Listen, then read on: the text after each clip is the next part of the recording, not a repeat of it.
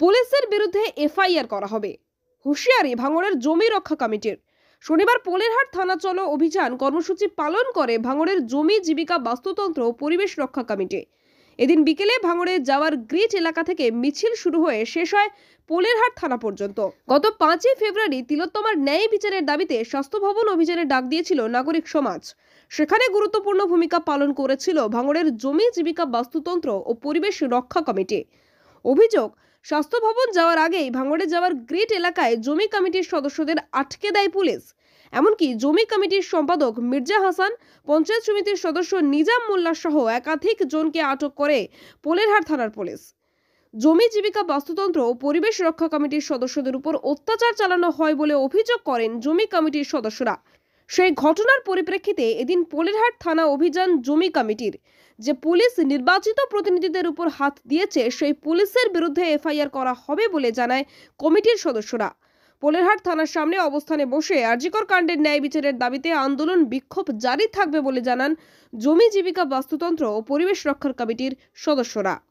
আমরা গত 5 তারিখে স্বাস্থ্য ভবন অভিযানের কর্মসূচি ছিল, সেখানে বিভিন্ন গণসংগঠন এই কর্মসূচিতে যোগ দেওয়ার কথা, কিন্তু যেভাবে পুলিশ প্রশাসন সেই কর্মসূচিকে বানচাল করতে পুলিশি হস্তক্ষেপ করা হয়েছে, এলাকার গাড়িগুলোকে আটকে, শুধু এখানে নয়, এটা বিভিন্ন দক্ষিণবঙ্গ থেকে উত্তরবঙ্গে বিভিন্ন জায়গায়, উত্তর 24 পরগনা, দক্ষিণ 24 পরগনা, বিভিন্ন জায়গায় আমাদের গাড়িগুলোকে আটকে দেওয়া হয়েছে। যারা স্বাস্থ্য ভবন যাচ্ছিল তাদেরকেও আটকানোর চেষ্টা করেছে। এখানে ভাঙড়ের জমি কমিটি তারাও এখান থেকে যেতে চেয়েছিল, তাদেরকে গাড়ি আসার মুখে ফাঁকা গাড়ি আটকে দিয়েছে। এখান থেকে গাড়ি যখন বেরোয় সেখানেও আটকে দিয়েছিল, এবং সেখানে আমরা তারপরেও যাওয়ার যখন চেষ্টা করি পুলিশ আমাদেরকে গ্রেপ্তার করে।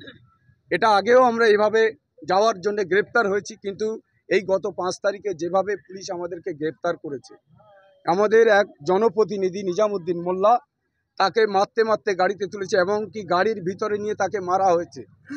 এটা কোন আইনে আছে? একটা আগের দিন আমরা দেখেছি যে জমি কমিটির পক্ষ থেকে নির্বাচিত জনপ্রতিনিধি নিজামুদ্দিন মোল্লা, তাকে যেভাবে টানা হেজড়া করে তোলা হয়েছে।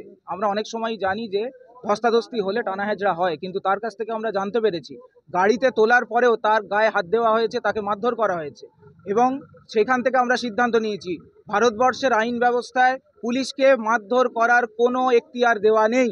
নিজামুদ্দিন মোল্লা সেই ব্যক্তির বিরুদ্ধে এফআইআর করবে, এবং আমাদের যে ডেপুটেশন, সেই ডেপুটেশনেও আমরা পোলেরহাট থানার কাছে চাইছি যে তারা তিনি কে, আমরা শুনেছি তিনি পোলেরহাট থানার ব্যক্তি নন, তিনি অন্য কোনো থানার অফিসার ছিলেন বা কেউ ছিলেন, তাকে এখানে নিয়ে এসে গুন্ডামি করা হয়েছে। এই গুন্ডামি যে করেছে তার বিরুদ্ধে পোলেরহাট থানা নির্দিষ্ট ব্যবস্থা নিক, আইন আনুক। তার জন্য আমরা দাবি করছি ডেপুটেশনে, এবং এফআইআরও করা হবে।